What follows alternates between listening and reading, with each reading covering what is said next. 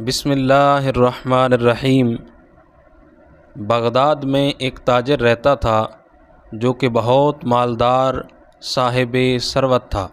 اس کا کاروبار اتنا وسیع تھا کہ سمندروں اور خشکی میں اس کے قافلے رواں دواں رہتے تھے، لیکن اتفاق سے گردش کے دن آ گئے، کاروبار ختم ہو گیا، قرضے سر پر چڑھ گئے، ہاتھ خالی ہو گئے، قرض خواہوں نے پریشان کر دیا۔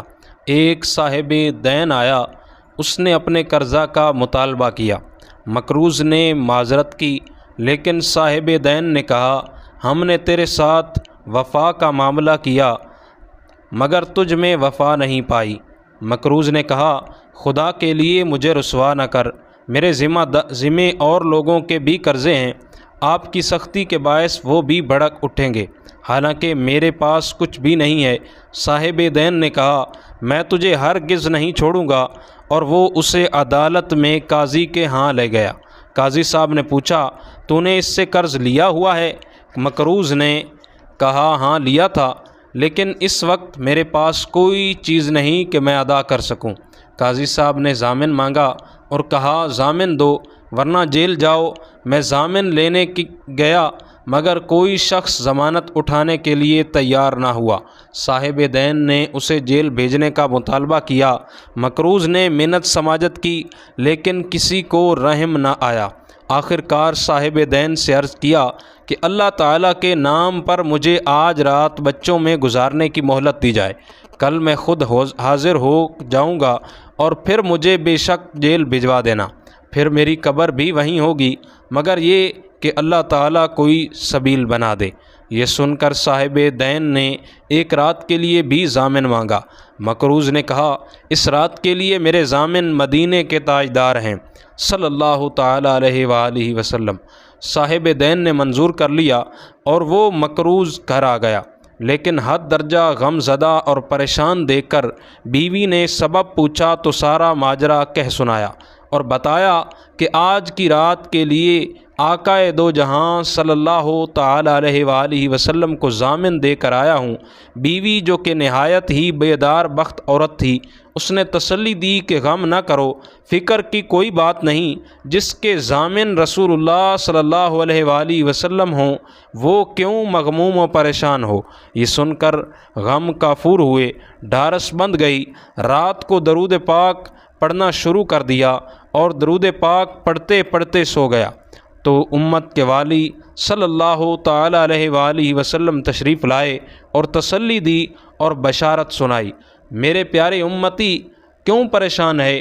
فکر مت کر، تم صبح صبح بادشاہ کے وزیر کے پاس جانا اور اس سے کہنا تمہیں اللہ تعالیٰ کے رسول نے سلام فرمایا ہے اور فرمایا ہے کہ میری طرف سے 500 دینار قرضہ ادا کر دو، کیونکہ قاضی نے اس کے بدلے مجھے جیل بھیجنے کا حکم صادر کیا ہے اور میں اللہ تعالیٰ کے حبیب صلی اللہ تعالیٰ علیہ وآلہ وسلم کی ضمانت پر آج باہر ہوں، اور اس امر کی صداقت کہ مجھے رسول اکرم صلی اللہ تعالیٰ علیہ وآلہ وسلم نے یوں فرمایا ہے، اس کی نشانی یہ ہے کہ آپ محبوب کبریا صلی اللہ تعالیٰ علیہ وآلہ وسلم پر ہر رات 1000 مرتبہ درود پاک پڑھتے ہیں، لیکن گزشتہ رات آپ کو غلطی لگ گئی اور آپ شک میں پڑ گئے کہ پورا 1000 مرتبہ پڑھا گیا ہے یا نہیں، حالانکہ وہ تعداد پوری تھی۔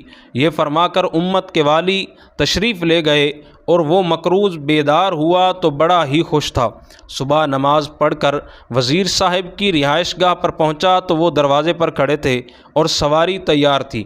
پہنچ کر فرمایا، السلام علیکم۔ وزیر صاحب نے سلام کا جواب دیتے ہوئے پوچھا، کون ہو؟ کہاں سے آئے ہو؟ فرمایا، آیا نہیں ہوں، بھیجا گیا ہوں۔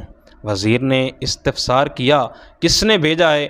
فرمایا، مجھے اللہ کے رسول صلی اللہ تعالیٰ علیہ وآلہ وسلم نے بھیجا ہے۔ پوچھا، کس لیے بھیجا ہے؟ فرمایا، اس لیے کہ آپ میرا قرضہ جو کہ 500 دینار ہے ادا کر دیں۔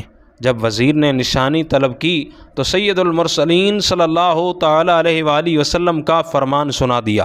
وزیر صاحب سنتے ہی اسے مکان کے اندر لے گئے اور بہترین جگہ پر بٹھا کر عرض کیا، ایک مرتبہ پھر مجھے میرے آقا کا پیغام سنا دیجیے۔ وزیر صاحب نے سن کر وزیر سن کر باغ باغ ہو گیا اور اس آنے والے کی دونوں آنکھوں کے درمیان بوسہ دیا کہ یہ رحمت دو عالم امت کے والی صلی اللہ علیہ وآلہ وسلم کی زیارت کر کے آیا ہے۔ نیز وزیر صاحب نے کہا مرحبا برسول اللہ صلی اللہ تعالی علیہ وآلہ وسلم۔